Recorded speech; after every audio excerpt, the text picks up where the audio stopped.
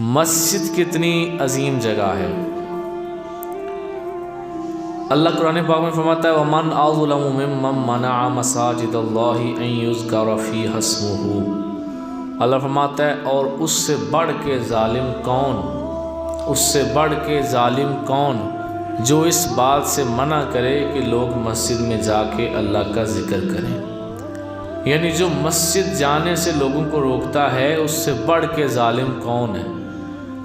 اب وہ جو اس وقت سے ہے جب وقت بھی نہیں تھا، ایک ہوتا ہے ازل اور ایک ہوتا ہے ابد۔ آپ سب نے سنا ہوا ہے نا، فلانی شے ازلاں تو چلتی آ رہی ہے، ابد تک جائے گی، ابد یعنی قیامت تک، اور ازل سٹارٹ جہاں سے دنیا شروع ہوئی وہاں سے لے کر۔ تو وہ خدا جو ازل اور ابد کی قید سے باہر ہے، میں اور آپ ازل کی قید میں بند ہیں، یعنی ہم وقت کے ساتھ ہیں۔ کوئی ہے جو ابھی پیدا نہیں ہوا، وہ ابھی پیدا ہوگا۔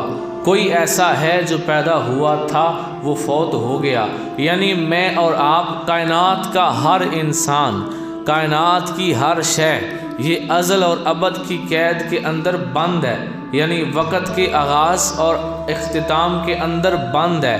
ایک وقت تھا جب ہمارے نبی پاک علیہ السلام نہیں تھے، اللہ نے انہیں پیدا کیا۔ ایک وقت تھا جب انبیاء نہیں تھے، اللہ نے انہیں پیدا کیا۔ ایک وقت تھا جب اولیاء نہیں تھے، اللہ نے انہیں پیدا کیا۔ لیکن وہ اللہ جو اس وقت کی قید سے باہر ہے، اس کے ہونے کے لیے وقت کا ہونا ضروری نہیں۔ اسی نے ازل کو بنایا، وقت کو بھی اسی نے بنایا۔ لوگ پوچھتے ہیں رب کب سے ہے؟ رب تب سے ہے جب نہ کب تھا، نہ تب تھا، نہ جب تھا۔ وہ وقت کو شروع کرنے والا ہے، اسی نے وقت کو شروع کیا۔ تو وہ خدا جو ازل اور ابد کی قید سے باہر ہے، کہ جس کے سامنے ساری کائنات ہے، اسی کے سامنے فرعون بھی آیا اور سرکش ہوا، اسی کے سامنے شیطان بھی تھا، ابلیس تھا جو سرکش ہوا، اسی کے سامنے شداد تھا جو سرکش ہوا، اسی کے سامنے نمرود تھا جو سرکش ہوا، اسی کے سامنے ابو جہل تھا جو سرکش ہوا، اسی کے سامنے فرعون تھا، اسی کے سامنے قارون تھا، اسی کے سامنے حامان تھا، اسی کے سامنے ساری کائنات کے بڑے بڑے کافر، خدائی کا دعویٰ کرنے والے، خدا کے ہوتے ہوئے اپنے خدا ہونے کا اعلان کرنے والے بدبخت ظالم اس کے سامنے ہیں۔ لیکن وہ کہتا ہے اس سے بڑھ کے ظالم کون جو مسجد میں جانے سے لوگوں کو روکتا ہے۔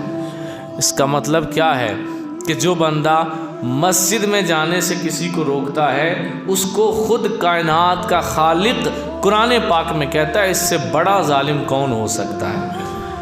تو اتنا بڑا ظلم ہے قرآن پاک کی روشنی میں کہ بندہ کسی کو مسجد میں جانے سے روکے، اتنا بڑا ظلم ہے۔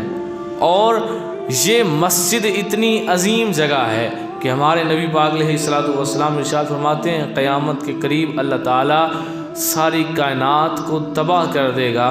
جب قیامت آئے گی تو ساری چیزوں کو تباہ کر دے گا، لیکن قیامت کے قریب اللہ مسجدوں کو آسمانوں پہ اٹھا لے گا۔